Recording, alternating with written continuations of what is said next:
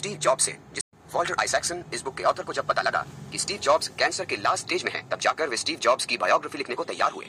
बेहद होनहार और तेज दिमाग वाले स्टीव जॉब्स साल 2004 से आइजैक्सन को अपनी जिंदगी पर एक किताब लिखने के लिए मना रहे थे, मगर उनकी कोशिश साल 2009 में जाकर कामयाब हो पाई, जब जॉब्स कैंसर से जूझते हुए अपनी दूसरी मेडिकल लीव पर थे। साल 1984 के वक्त से ही टाइम्स मैगजीन में बतौर मैनेजिंग डायरेक्टर आइजैक्सन को कई बार जॉब से मिलने का मौका मिला, मगर उस महान इनोवेटर स्टीव ने जब पहली बार आइजैक्सन से खुद की बायोग्राफी लिखने के लिए कहा, तो आइजैक्सन उस दौरान एल्बर्ट आइंस्टाइन पर लिख रहे थे और बेंजामिन फ्रैंकलिन पर उनकी लिखी किताब पहले ही फेमस हो चुकी थी। जॉब्स का प्रस्ताव आइजैक्सन ने यह कहकर ठुकरा दिया कि जॉब्स अभी सफलता की सीढ़ियां चढ़ ही रहे हैं और अभी वो वक्त नहीं आया कि उन पर कोई किताब लिखी जा सके। लेकिन ये जॉब्स की पत्नी लॉरेन पॉवेल की कोशिशों का ही नतीजा था, जो उनसे जॉब्स की बीमारी के बारे में जानकर आइजैक्सन ने अपना मन बदल लिया और आखिरकार इस काम के लिए तैयार हो गए।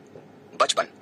छोटी उम्र में ही स्टीव जॉब्स जान चुके थे कि उन्हें गोद लिया गया है और ये बात उनके पिता पॉल जॉब्स और मां क्लारा हैगोपियन ने उनसे कभी भी नहीं छुपाई। जन्म के बाद से ही उन दोनों ने स्टीव को पाला था। जब स्टीव जॉब्स 4 साल के थे, वो अपने पड़ोसी के घर पर एक लड़की के साथ खेल रहे थे और स्टीव ने उस लड़की को बताया कि उन्हें अडॉप्ट किया गया है। इस बात पर वो लड़की बोली कि इसका मतलब तो है कि तुम्हारे असली माँ बाप तुम्हें पसंद नहीं करते थे, इसलिए उन्होंने तुम्हें छोड़ा। इस पर स्टीव जॉब्स भागकर अपने घर गए और ये बात उन्होंने अपने पेरेंट्स को बताई। इस पर उनके पेरेंट्स ने उन्हें कहा कि सुनो स्टीव, हमने तुम्हें इसलिए चुना था क्योंकि तुम सबसे अलग हो, बहुत खास हो, स्पेशल हो। और शायद इसी वजह से स्टीव जॉब्स आत्मनिर्भर और मजबूत इरादों के इंसान बन पाए। उनके कार मैकेनिक पिता उनके पहले हीरो थे। बचपन में ही स्टीव जॉब्स इलेक्ट्रॉनिक्स में काफी इंटरेस्टेड थे। हालांकि वे पढ़ाई में कभी बहुत अच्छे नहीं रहे। क्लास में बैठना उन्हें अक्सर बोरिंग लगता था। अपने हुनर से वे अक्सर कुछ न कुछ शरारत भरा किया करते और ये सिलसिला ग्रेड स्कूल से लेकर कॉलेज तक चलता रहा। वोज़नियाक। होमस्टेड हाई में एक कॉमन फ्रेंड के जरिए स्टीव वोज़नियाक और स्टीव जॉब्स की मुलाकात हुई। दोनों स्टीव्स बचपन से ही इलेक्ट्रॉनिक्स और मशीन में गजब के प्रतिभाशाली थे। जहां स्टीव जॉब्स अपने पिता की तरह एक बिजनेसमैन बनना चाहते थे, वहीं स्टीव वॉज के पिता, जिन्हें मार्केटिंग से चिढ़ थी, उन्होंने उन्हें इंजीनियरिंग में कुछ बेहतरीन करने के लिए प्रेरित किया। उम्र में जॉब से 5 साल बड़े होने के बावजूद वॉज बेहद शर्मीले और हद से ज्यादा पढ़ाकू थे। अपने कॉमन दोस्त की गैराज में वे जॉब से पहली बार मिले थे। इलेक्ट्रॉनिक्स में गहरी रुचि के साथ ही बॉब डायलन की म्यूजिक ने भी उनकी जोड़ी जमा दी थी। College drop out. जहां वोज़नियाक ने बर्कली यूनिवर्सिटी जाने का फैसला कर लिया था, वहीं जॉब्स अभी कंफ्यूजन में ही थे कि अपने लिए कौन सा कॉलेज चुने, क्योंकि स्टीव जॉब्स के असली पेरेंट्स ने उन्हें इसी शर्त पर गोद दिया था कि उनकी स्कूली पढ़ाई पूरी कराई जाएगी। इसलिए उनके अडॉप्टिव पेरेंट्स को उनकी कॉलेज फीस जुटाने के लिए कड़ी मेहनत करनी पड़ी। जॉब्स ने फैसला किया कि वे नजदीकी स्टैनफोर्ड यूनिवर्सिटी नहीं जाएंगे। वे किसी ऐसी जगह जाना चाहते थे जो उससे ज्यादा आर्टिस्टिक और इंटरेस्टिंग हो, मगर उनके इस फैसले को उनके पेरेंट्स की मंजूरी नहीं मिली। बावजूद इसके जॉब्स ने रीड कॉलेज पोर्टलैंड ऑरेगन में दाखिला ले लिया। सिर्फ 1000 स्टूडेंट्स वाला ये एक कॉलेज बड़ा महंगा था और फिर अपने हिप्पी कल्चर के लिए मशहूर भी था। रीड कॉलेज में पढ़ने के दौरान कुछ ही समय बाद जॉब्स को लगा कि जो कोर्स उन्होंने चुना था वो उनके सपनों के आड़े आ रहा था। जो चीजें वो सीखना चाह रहे थे नहीं सीख पा रहे थे और तब उन्होंने कॉलेज बीच में ही छोड़ दिया। अब वो जो पसंद आता वही सीखने लग जाते, जैसे कि कैलीग्राफी। रीड में पढ़ाई के दौरान उन्हें हिप्पी कल्चर पसंद आने लगा। जैन बुद्धिज्म पर उन्होंने सैकड़ों किताबें पढ़ डाली और प्योर वेजिटेरियन बन गए। उन्होंने बाल कटवाना छोड़ दिया था और पूरे कैंपस में नंगे पांव घुमा करते। Apple one. स्टीव वोज़नियाक और स्टीव जॉब्स ने कई तरह के छोटे मोटे स्टार्टअप बिजनेस किए। जहां वोज़नियाक अपने बनाए डिजाइन केवल बेचने तक सीमित थे, वहीं जॉब्स कुछ ऐसे प्रोडक्ट बनाकर बेचना चाहते थे जो यूनिक हो और उनसे पैसे कमाए जा सके। सबसे पहले तो उन्हें एक नाम तय करना था। मैट्रिक्स जैसे टेक्नोलॉजिकल और पर्सनल कंप्यूटर इंक जैसे कुछ बोरिंग नाम उनके दिमाग में आए भी, मगर फिर एप्पल नाम उन्हें इंटरेस्टिंग लगा, जो कुछ अलग लग रहा था।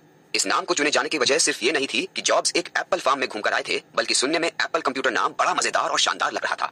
उस वक्त तक वॉज एचपी के लिए काम कर रहे थे। उन्होंने वहां अपना बनाया सर्किट बोर्ड लगाना चाहा। उनका ये प्रोडक्ट नया था और पहले कभी इस्तेमाल नहीं हुआ था, इसलिए उसे नकार दिया गया। इससे निराश होकर वॉज ने फिर जो भी प्रोडक्ट बनाए वो 100% सिर्फ एप्पल के लिए बनाए। जॉब्स का यही मानना था कि उनकी टीम इसलिए परफेक्ट थी क्योंकि वो दोनों ऑपोजिट थे। एक और वॉज जहां बहुत प्रतिभाशाली तो थे, मगर लोगों से मिलने जुलने में कतराते थे, वहीं जॉब्स की खासियत थी कि वे किसी से भी बातचीत कर सकते थे और अपना काम निकलवाने में माहिर थे।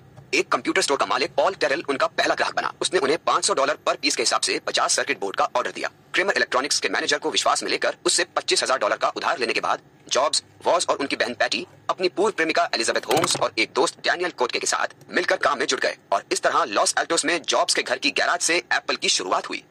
लीजा।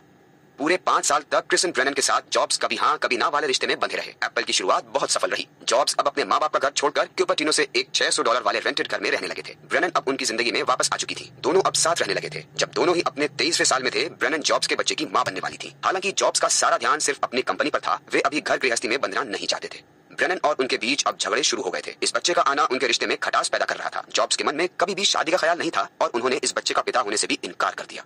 इस सब के बावजूद ब्रेनन ने हार नहीं मानी। उनके कुछ दोस्त इस मुश्किल दौर में उनके साथ रहे और 17 मई 1978 को ओरेगन में उन्होंने लीजा निकोल को जन्म दिया। माँ और बच्चा मेनलो पार्क के एक छोटे से घर में रहने लगे। वेलफेयर में मिलने वाली रकम से उनका गुजारा चल रहा था। जब लीजा 1 साल की हुई तो जॉब्स को उन्हीं दिनों चलन में आए डीएनए टेस्ट से गुजरना पड़ा, जिसका रिजल्ट था कि 94.41% चांस है कि स्टीव ही लीजा के बाप हैं। ये साबित हो जाने पर कैलिफोर्निया कोर्ट ने उन्हें लीजा के पालन पोषण के लिए मंथली चाइल्ड सपोर्ट देने का हुक्म दिया। हालांकि कोर्ट के हुक्म से अब वो जब चाहे अपनी बेटी से मिल सकते थे, मगर बावजूद इसके वे कभी भी उससे मिलने नहीं आए। 1977 में एप्पल ने शुरुआती दौर में 2500 यूनिट्स बेचे और 1981 में उनकी बिक्री बढ़कर 2,10,000 हो चुकी थी। हालांकि जॉब्स को अच्छी तरह मालूम था कि सफलता का यह दौर हमेशा रहने वाला नहीं है, इसीलिए उन्होंने एक नए प्रोडक्ट के बारे में सोचा जो एप्पल II से ज्यादा बेहतर हो। वे एक ऐसा डिजाइन चाहते थे जो पूरी तरह से उनका अपना बनाया हो। अपनी बेटी के साथ अपना रिश्ता नकारने के बावजूद उन्होंने अपने नए कंप्यूटर का नाम लीजा रखा। दरअसल इसे बनाने वाले इंजीनियर्स को इससे मिलता जुलता एक्रोनिम सोचना पड़ा। लीजा का मतलब था local integrated system architecture. Apple में 1 लाख शेयर्स के बदले जेरोक्स पार्क ने अपनी एकदम नई टेक्नोलॉजी जॉब्स और उनके प्रोग्रामर्स को बेच दी। कुछ मुलाकातों के बाद ही एप्पल के इंजीनियर्स जेरोक्स कंप्यूटर के माउस डिजाइन और इंटरफेस की नकल बनाने में कामयाब रहे। लीजा को पहले से बेहतर ग्राफिक्स और स्मूथ स्क्रॉलिंग माउस फीचर के साथ बाजार में उतारा गया। IPO दिसंबर 12, 1980 में पहली बार एप्पल को दुनिया के सामने पेश किया गया। मॉर्गन स्टैनले इसके IPO को संभालने वाले बैंकों में से एक था। रातों रात एप्पल के शेयर का दाम $22 से बढ़कर $29 हो गया। सिर्फ 25 साल के hippie college drop out Steve jobs अब करोड़ों के मालिक बन चुके थे। इतनी बड़ी सफलता के बावजूद उन्होंने दिखावट से दूर एक सादा जीवन जीना पसंद किया। जॉब्स ने अपने माता पिता के नाम $7.5 लाख कीमत वाले एप्पल के स्टॉक कर दिए थे, जिससे उन्हें लोन से छुटकारा मिला। वे अब मैगजीन्स के कवर पर आने लगे थे। उन्होंने पहली कवर स्टोरी अक्टूबर 1981 में इंक के लिए की थी। इसके तुरंत बाद ही 1982 में टाइम्स मैगजीन में भी उनकी कवर स्टोरी आई। इसमें 26 साल एक नौजवान के करोड़पति बनने के सफर की कहानी थी, जिसने महज 6 साल पहले ही अपने माता पिता के गैराज से अपनी कंपनी की शुरुआत की थी।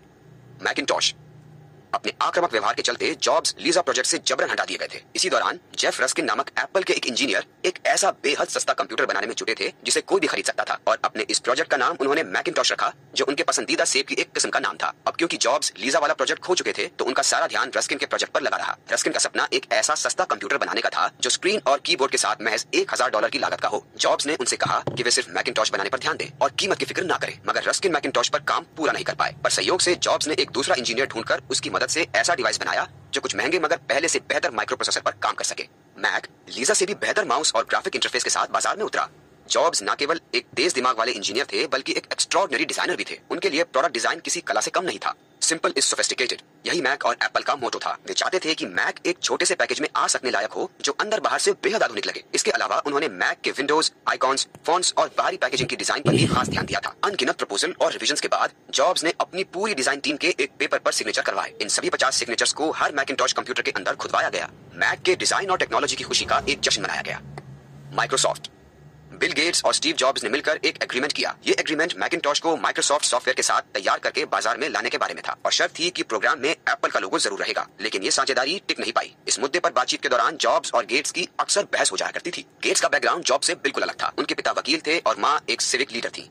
गेट्स अपने खास तबके वाले प्राइवेट स्कूल के वक्त से ही टेक्नोलॉजी के कीड़े रहे थे। हार्वर्ड की पढ़ाई बीच में ही छोड़कर गेट्स ने अपनी खुद की सॉफ्टवेयर कंपनी शुरू कर ली थी। जॉब्स दूरदर्शी व्यक्ति थे जिनमें अपने काम के प्रति दीवानगी थी, और इसी वजह से कभी कभी उनके लहजे में एक रूखापन आ जाता था। इसके उलट बिल गेट्स डिसिप्लिन के पक्के थे, प्रैक्टिकल थे, जो सोच समझकर कदम उठाते थे। ये सहयोग था कि दोनों का ही जन्म 1955 में हुआ था। दोनों ही कॉलेज ड्रॉप आउट थे जो पर्सनल कंप्यूटर की दुनिया में एक क्रांतिकारी बदलाव लाए थे।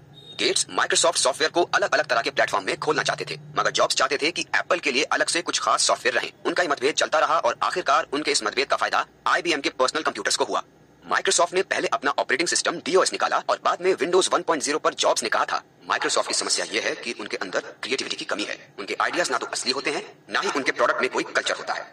त्याग पत्र लीजा प्रोजेक्ट जॉब्स के हाथों से छीनकर उन्हें बोर्ड का नॉन एग्जीक्यूटिव सदस्य बना दिया गया था। बेशक उनके पास एप्पल के 11% शेयर थे, फिर भी उनके पास अब ज्यादा अधिकार नहीं रहे। 1985 में उन्होंने प्रेसिडेंट जॉन स्कली से कहा कि वे एक अलग कंपनी खोलना चाहते हैं। जॉब्स ने कहा कि उनकी ये कंपनी एप्पल से अलग होगी, मगर उसकी कॉम्पिटिटर नहीं होगी। जॉब्स ने अपनी इस नई कंपनी का नाम नेक्स्ट रखा। उन्होंने स्कली से कहा कि उन्हें 5 लो लेवल एम्प्लॉयज चाहिए जिन्हें वे नेक्स्ट में रख सकें। जब जॉब्स ने स्कली को 5 कर्मचारियों के नाम बताए तो स्कली नाराज हो गए, क्योंकि जिन लोगों के नाम जॉब्स ने सुझाए थे वे बिल्कुल भी लो लेवल नहीं थे। बोर्ड मेंबर को लग रहा था कि जॉब्स अब कंपनी के प्रति ईमानदार नहीं रहे और एक चेयरमैन के तौर पर अपने फर्ज से मुंह मोड़ रहे हैं। सबने एकजुट होकर जॉब्स का विरोध करने का निर्णय लिया।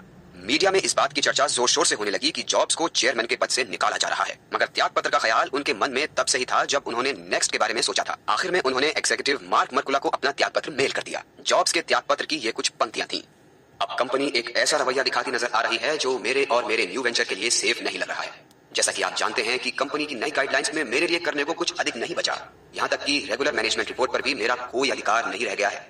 मैं अभी सिर्फ 30 का हूँ और बहुत कुछ हासिल करने की इच्छा रखता हूँ। पिक्सार और टॉय स्टोरी। जॉर्ज ल्यूकस अपने कंप्यूटर डिवीजन के लिए किसी खरीदार की तलाश में थे। एक दोस्त ने जॉब्स को सलाह दी कि उन्हें ल्यूकस फिल्म कंप्यूटर डिवीजन के प्रमुख एड कैटमल से मिलना चाहिए।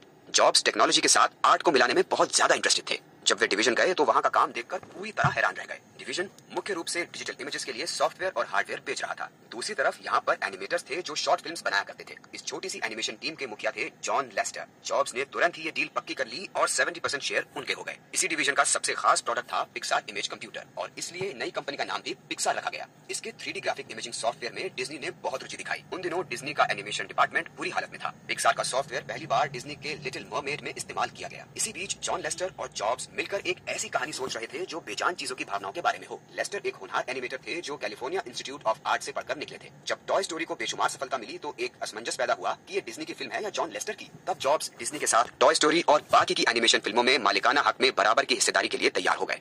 मोना और लीजा।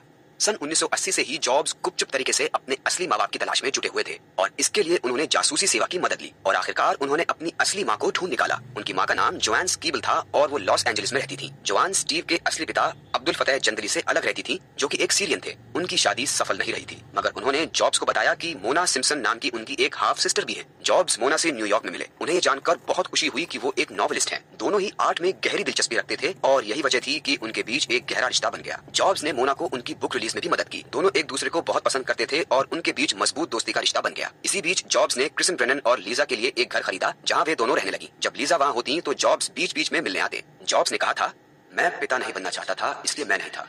जब लीजा 8 साल की हुई जॉब्स का आना जाना और ज्यादा बढ़ गया। उन्होंने देखा कि लीजा पढ़ाई के साथ साथ आर्ट में भी बहुत होनहार थी। लीजा उन्हीं की तरह उत्साही थी और कुछ कुछ उन जैसी ही दिखती भी थी। एक दिन जॉब्स अपने साथियों को सरप्राइज देने के लिए लीजा को अपने साथ एप्पल के ऑफिस में लेकर गए। कभी कभी वो उसे स्कूल से भी लेने जाते थे और एक बार तो वे उसे अपने साथ टोक्यो की बिजनेस ट्रिप पर भी ले गए। फिर भी ऐसा कई बार हुआ जब जॉब्स अपनी भावनाओं को प्रकट नहीं करते थे। जैसे जैसे वक्त बीतता गया बाप बेटी का रिश्ता अनेक उतार चढ़ाव से गुजरा। शादी।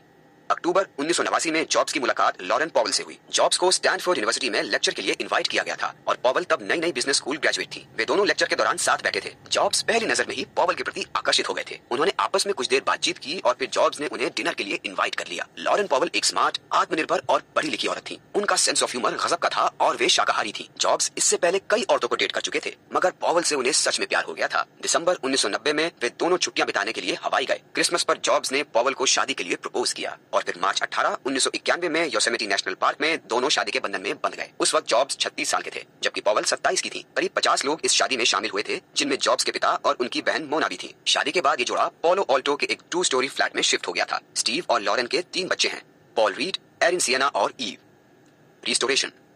मैक के ग्राफिकल यूजर इंटरफेस का पता लगाने में माइक्रोसॉफ्ट को कुछ वक्त लगा। साथ ही कंपनी ने अब विंडोज 3.0 भी निकाला। विंडोज 95 के रिलीज के साथ ही माइक्रोसॉफ्ट ने मार्केट को डोमिनेट कर दिया। ये अब तक का सबसे बढ़िया ऑपरेटिंग सिस्टम था। इस दौरान एप्पल की सेल लगातार घट रही थी। जॉब्स को लगा कि स्कली ने एप्पल को प्रॉफिट ओरिएंटेड बनाया है। वो मैक को अपग्रेड करके अफोर्डेबल नहीं बना पाए थे। 1996 में एप्पल के मार्केट शेयर गिरकर 4% रह गए थे जो कि 1980 के आखिरी दशक में 16% थे। जॉब्स एप्पल के सीईओ जिल एमेलियो से मिले। जॉब्स ने उनसे कहा कि एक नया प्रोडक्ट बनाकर वे एप्पल को बचाना चाहते हैं। ये दिसंबर 20, 1996 की बात थी जब अमेलियो ने एक एडवाइजर के तौर पर एप्पल में जॉब्स की वापसी की घोषणा की। अपने शानदार व्यक्तित्व और तेज दिमाग बिजनेसमैन होने की वजह से जॉब्स ने बाद में एप्पल के सीईओ की जगह ले ली। एप्पल में उनकी वापसी का पहला साल बेहद मुश्किल भरा रहा। सभी पुराने बोर्ड मेंबर जा चुके थे और उनकी जगह नए ढूंढने पड़े। एप्पल को 1 बिलियन से ज्यादा का घाटा हुआ था। सन 1997 में जॉब्स ने एप्पल के थिंक डिफरेंट कैंपेन का खूब प्रचार किया। उन्होंने इसके लिए बेहतर मार्केटिंग और एडवर्टाइजिंग पर जोर दिया। इस दौरान वे पिक्सार, एप्पल और अपने परिवार के बीच एक संतुलन बनाए रखने की कोशिश कर रहे थे। साल 1998 तक एप्पल ने एक बार फिर से $309 मिलियन का प्रॉफिट हासिल किया। जॉब्स और उनकी कंपनी दोनों की गाड़ी एक बार फिर से पटरी पर दौड़ने लगी। जब जॉब्स अपने 30वें साल में थे एप्पल ने उन्हें कंपनी से निकाल बाहर फेंका था मगर उन्होंने हार नहीं मानी। उन्होंने अपना सारा ध्यान अपने परिवार, पिक्सार और नेक्स्ट को दिया। अपने 40वें साल में टॉय स्टोरी बनाकर उन्होंने कामयाबी की ऊंचाई को छुआ। एप्पल में अपनी वापसी के साथ उन्होंने साबित कर दिया कि 40 के पार की उम्र में भी लोग बहुत कुछ हासिल कर सकते हैं। अपने 20वें साल में स्टीव जॉब्स पर्सनल कंप्यूटर की दुनिया में एक क्रांति लेकर आए। उनका ये प्रयास संगीत, mobile phones, tablet, apps, books और जर्नलिज्म के क्षेत्र में भी जारी रहा। iMac और एप्पल स्टोर्स।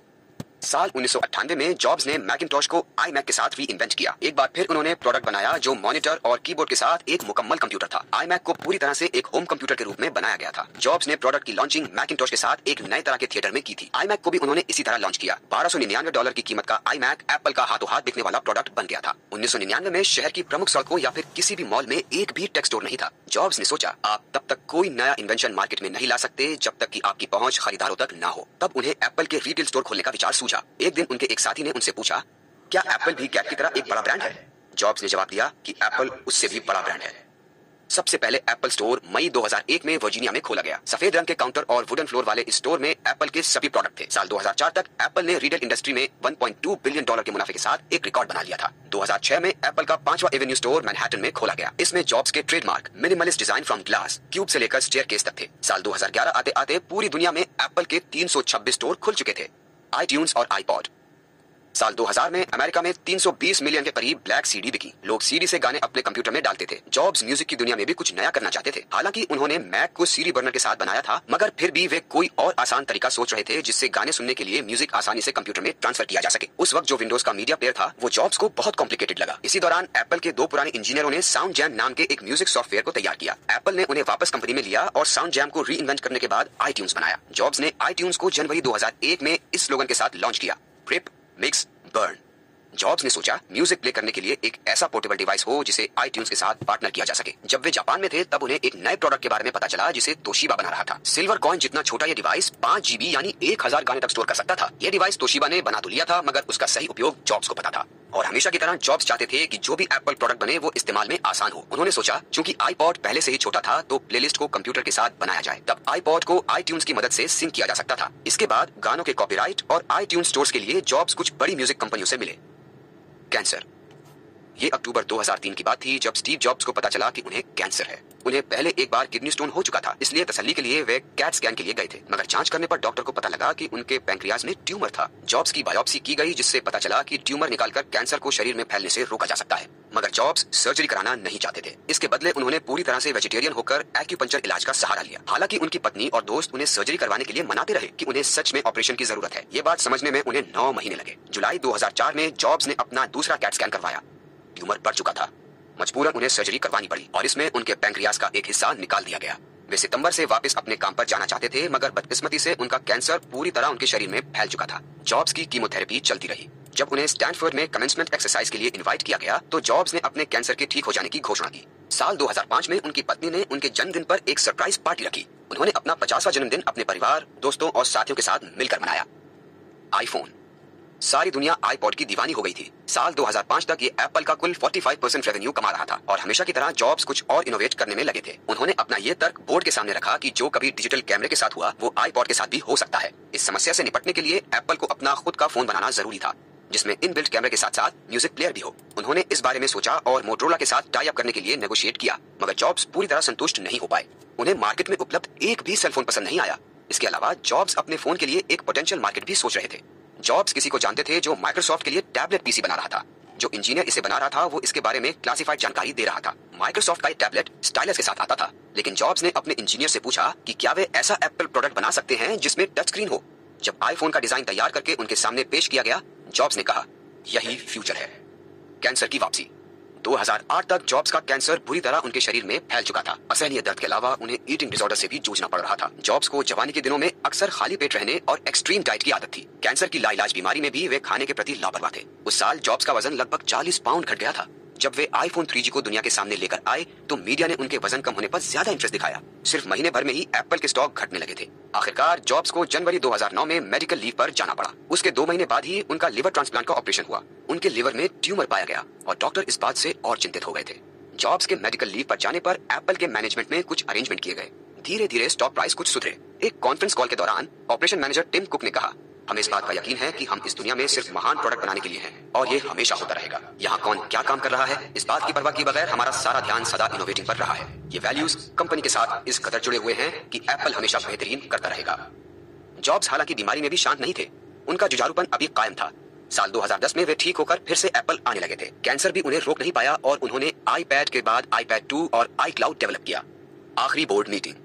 ये साल 2011 था जब जॉब्स को उनके डॉक्टर्स ने बताया कि ट्यूमर उनकी हड्डियों और बाकी ऑर्गन्स में फैल चुका था। इसके साथ ही दर्द, वजन घटना, ईटिंग डिसऑर्डर, नींद न आना और मूड स्विंग्स जैसी अन्य परेशानियों से उनकी हालत बद से बदतर होती जा रही थी। ऐसे कई प्रोजेक्ट थे जिन्हें जॉब्स पूरा करना चाहते थे, मगर अपनी बीमारी की वजह से उन्हें अपने परिवार की देखरेख में घर पर बैठना पड़ रहा था। अगस्त में जॉब्स ने लेखक आइजैक्सन को मैसेज करके उनसे मिलने की गुजारिश की। वे आइजैक्सन को अपनी बायोग्राफी के लिए कुछ फोटोज दिखाना चाहते थे। उन्होंने हर तस्वीर के पीछे की कहानी उन्हें बताई और बिल गेट्स से लेकर प्रेसिडेंट ओबामा तक उन सब लोगों के बारे में बताया जिनसे वे मिले थे। जॉब्स का शरीर भले ही बहुत कमजोर हो गया था, मगर उनका दिमाग अभी भी तेज चलता था। जब आइजैक्सन जाने लगे तो जॉब्स ने अपनी बायोग्राफी को लेकर चिंता जताई, लेकिन फिर उन्होंने लेखक से कहा, मैं चाहता हूँ कि मेरे बच्चे मेरे बारे में जाने, क्योंकि मैं उनके साथ ज्यादा वक्त नहीं बिता पाया।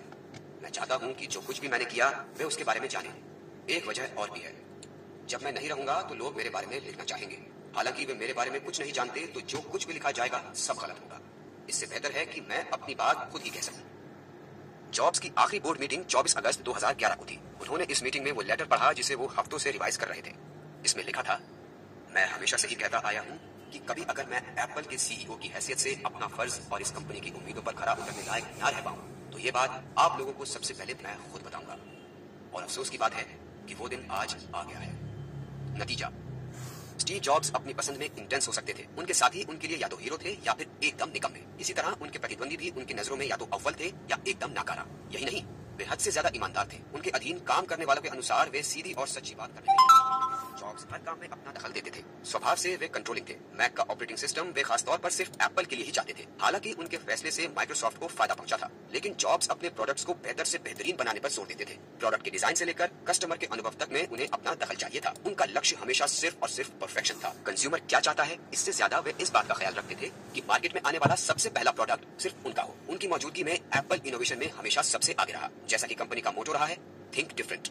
स्टीव जॉब्स भले ही कभी कभी सनकी हो जाते थे, मगर उन्होंने खुद को डिजिटल एज का सबसे महान इनोवेटर साबित कर दिखाया। जॉब्स का हमेशा यह मानना था कि अक्सर किसी भी कंपनी के डूबने के पीछे एक वजह यह होती है कि जब उनका कोई प्रोडक्ट चल पड़ता है तो कंपनी का सारा ध्यान प्रॉफिट कमाने में लग जाता है। मगर एक कामयाब कंपनी वही होती है जो आखिर तक कायम रहती है, क्योंकि उनका मकसद सिर्फ पैसा कमाना नहीं होता, बल्कि हर बार बेहतर करना ही उनका लक्ष्य होता है। और एप्पल के लिए वो यही लक्ष्य चाहते थे। पूरे 3 दशकों तक जॉब्स लगातार अपने लक्ष्य की ओर बढ़ते रहे। उन्होंने एप्पल II और मैकिंटॉश के साथ ऑल इन वन और ready to use personal computer बनाया। उन्होंने पिक्सार के साथ एनिमेशन की दुनिया ही बदल दी। उनके आईट्यून्स और आईपॉड ने म्यूजिक इंडस्ट्री को पायरेसी से बचाया। आईफोन और आईपॉड की मदद से बिजनेस और एंटरटेनमेंट एक ही पोर्टेबल डिवाइस में सिमट कर रह गए। और आईक्लाउड ने तो डेटा सिंक को बेहद आसान बना दिया। बेशक स्टीव जॉब्स अब इस दुनिया में नहीं रहे, लेकिन उनकी लेगेसी हमेशा जिंदा रहेगी। एप्पल और पिक्सार आगे भी यूं ही टेक्नोलॉजी और आर्ट का तालमेल बनाते रहेंगे। जॉब्स की बायोग्राफी से हम जो चीज सीख सकते हैं वो ये है कि हमेशा चलते रहो, सुधार करते रहो। तुम्हारी ये कोशिशें खुद ब खुद तुम्हें कामयाब बनाएंगी। दोस्तों, रिव्यू सेक्शन में जरूर लिखकर बताइएगा कि आपको ये समरी कैसी लगी और अगले हफ्ते आप कौन सी समरी सुनना चाहेंगे। अगर आपको हमारी मेहनत पसंद आई तो आप हमें अपना प्यार दिखा सकते हैं गूगल प्ले में रिव्यू देकर। गूगल को सुनते रहिए। जय हिंद। फाइनली अगर आप इस समरी के एंड तक पहुंच गए हैं तो कांग्रेचुलेशंस। बहुत ही कम लोग होते हैं जो नॉलेज के ऊपर टाइम इन्वेस्ट करते हैं, वरना आप कहीं और भी तो टाइम वेस्ट कर सकते थे। बहरहाल हमने ये मैसेज इसलिए बनाया है ताकि हम गूगल का गोल आपको। कई लोग हमसे पूछते हैं कि